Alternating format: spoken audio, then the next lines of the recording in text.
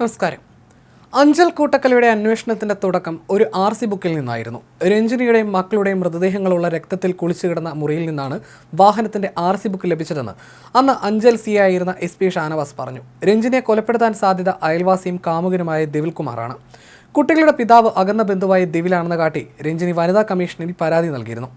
ദിവിൽ പഞ്ചാബ് അതിർത്തിയിലെ പഠാൻകോട്ട് സൈനിക ക്യാമ്പിൽ ഡ്യൂട്ടിയിലായിരുന്നു. പിന്നെ ആരാണ് കൊലപാതകം നടത്തിയത്? രഞ്ജിനി ആശുപത്രിയിൽ ചികിത്സയിലിരിക്കെ അനിൽകുമാർ എന്ന വ്യക്തി കുടുംബവുമായി സൗഹൃദം സ്ഥാപിച്ചിരുന്നു. വീട്ടിൽ ഇടയ്ക്കിടെ സഹായമായി എത്തിയിരുന്ന ഇയാൾ കൊലപാതക ദിവസവും വീട്ടിലുണ്ടായിരുന്നു. ഇയാളെക്കുറിച്ചുള്ള മറ്റു വിവരങ്ങൾ രഞ്ജിനിയുടെ അമ്മയ്ക്ക് അറിയില്ലായിരുന്നു. RC ബുക്കിലെ വിലാസം തിരുവനന്തപുരത്തെ ശ്രീകാര്യത്തെയായിരുന്നു. പാസ്റ്ററുടെ പേരിലായിരുന്നു ഇരുചക്ര വാഹനം. വണ്ടി വിൽക്കാൻ 2 മാസം മുൻപ് ഉള്ളൂരിലെ കടയിൽ ഏൽപ്പിച്ചിരുന്നതായി പാസ്റ്റർ അന്വേഷണ സംഘത്തോട് പറഞ്ഞു. 2 യുവാക്കളാണ് വാഹനം വാങ്ങിയതെന്ന് കടയുടമ വെളിപ്പെടുത്തി. അനിൽകുമാർ എന്ന് പരിചയപ്പെടുത്തിയ ആളും ബൈക്കിലാണ് കൊലപാതക ദിവസം രഞ്ജിനിയുടെ വീട്ടിലെത്തിയത്. അനിൽകുമാർ ആരാണ്? ദിവിലുമായി എന്താണ് ബന്ധം? പോലീസ് അന്വേഷണം വ്യാപിപ്പിച്ചു.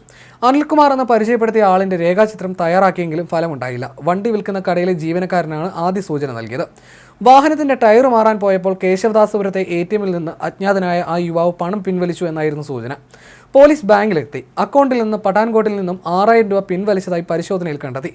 പഠാൻകോട്ടിലാണ് ദിവിലും ജോലി ചെയ്തിരുന്നത്. പോലീസിൽ പ്രതീക്ഷയുണ്ടായി. അക്കൗണ്ടിന്റെ വിവരം എടുത്ത് അക്കൗണ്ട് ഉടമ ജോലി ചെയ്യുന്ന പഠാൻകോട്ടിലെ പട്ടാള ക്യാമ്പിലെ അധികാരികളെ ബന്ധപ്പെട്ടു. അവർ അക്കൗണ്ട് ഉടമയുടെ വിവരം കൈമാറി. പേര് രാജേഷ്. പുലർച്ചെ 4 മണിക്കാണ് പോലീസിന് ഫാക്സ് ലഭിക്കുന്നത്. പഠാൻകോട്ടിൽ നിന്ന് അയച്ച ഫോട്ടോയിൽ വ്യക്തതയുണ്ടായിരുന്നില്ല. അപ്പോൾ തന്നെ പോലീസ് രഞ്ജിനിയുടെ വീട്ടിലേക്ക് തിരിച്ചു. സാർ, താടി ഉണ്ടെന്നേ ഉള്ളൂ, ബാക്കിയെല്ലാം വീട്ടിൽ വന്ന ആളിനെ പോലെ തന്നെയെന്ന് രഞ്ജിനിയുടെ അമ്മ ശാന്തമ്മ പോലീസിനോട് പറഞ്ഞു. രാജേഷിന്റെ അക്കൗണ്ടിൽ നിന്ന് ഇടപാടുകൾ നടന്ന ATMകളുടെ വിവരങ്ങൾ ശേഖരിച്ചു. പട്ടം, ആയൂർ, തളിപ്പറമ്പ്, കണ്ണൂർ എന്നിവിടങ്ങളിൽ നിന്നെല്ലാം പണം പിൻവലിച്ചിട്ടുണ്ട്. നാസിക്കിലും ഡൽഹിയിലുമെല്ലാം പണം പിൻവലിച്ചു. 1 മാസത്തോളം രാജേഷും ദിവിലും ഒരുമിച്ച് നാട്ടിലുണ്ടായിരുന്നതായും വിവരം ലഭിച്ചു. ദിവിലിന് വേണ്ടി രാജേഷ് കൊലപാതകം നടത്തിയെന്ന് പോലീസിന് മനസ്സിലായി. ഇതിനിടെ ദിവിൽ നാട്ടിൽ വിളിച്ച് വിവരങ്ങൾ ആരായുന്നുണ്ടായിരുന്നു. ദിവിലിന്റെ അച്ഛനെയും അമ്മയും പോലീസ് കസ്റ്റഡിയിലെടുത്തു. ഇതിനെതിരെ കമാൻഡറോട് പരാതി പറഞ്ഞ ദിവിലിനെ ഒരു പട്ടാളക്കാരനൊപ്പം നാട്ടിലേക്ക് അയച്ചു. ട്രെയിൻ യാത്രയ്ക്കിടെ ദിവിൽ മുങ്ങി. പിന്നീട് രാജേഷിനൊപ്പം ഒളിവിൽ പോയി.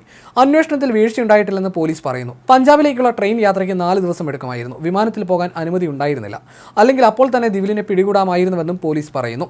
കൊലപാതകത്തിന് മുൻപ് ഇരുവരും ഒരുമിച്ച് കേരളത്തിലെത്തിയതിൻ്റെയും ATMൽ നിന്ന് ഒരുമിച്ച് പണം പിൻവലിച്ചതിൻ്റെയും തെളിവുകൾ പോലീസ് ശേഖരിച്ചു. നാസിക്കിൽ ഒളിവിലായിരുന്നവരുടെ അടുത്തേക്ക് പോലീസ് എത്തിയെങ്കിലും തലനാരിഴയ്ക്ക് രക്ഷപ്പെട്ടു. ഒളിവിൽ പോയവരെ കണ്ടെത്താൻ കഴിയാതായതോടെ കേസ് ക്രൈംബ്രാഞ്ചിന് വിട്ടു. പിന്നീട് CBIക്ക് കൈമാറി. അവസാനം വർഷങ്ങൾക്ക് ശേഷം കേരള പോലീസും CBIയും ഒരുമിച്ച് നടത്തിയ അന്വേഷണത്തിൽ പ്രതികളെ പിടികൂടി. അകന്ന ബന്ധുക്കളായിരുന്നു ദിവിലും രഞ്ജിനിയും. രഞ്ജിനിയുടെ കുടുംബം സാമ്പത്തികമായി പിന്നോക്കം നിൽക്കുന്നവരായിരുന്നു. പ്രണയബന്ധത്തെ ദിവിലിന്റെ കുടുംബം അംഗീകരിച്ചിരുന്നില്ല. ദിവിൽ കൊലക്കേസിൽ പ്രതിയായതും നാട്ടുകാർക്ക് ഞെട്ടലായി. അഞ്ചൽ കൊലപാതകങ്ങളിലെ പ്രതികളെ കണ്ടെത്താൻ കഴിയാതെ വന്നപ്പോൾ കേരള പോലീസ് പ്രതികളെ കണ്ടെത്തുന്നവർക്കായി 50,000 രൂപ ഇനാം പ്രഖ്യാപിച്ചിരുന്നുവെങ്കിലും ഫലമുണ്ടായില്ല. പ്രതികൾക്കായി രാജ്യവ്യാപകമായി തിരച്ചിൽ നടത്തി. പിന്നീട് ഇനാം തുക 2 ലക്ഷമാക്കി ഉയർത്തി നോക്കി.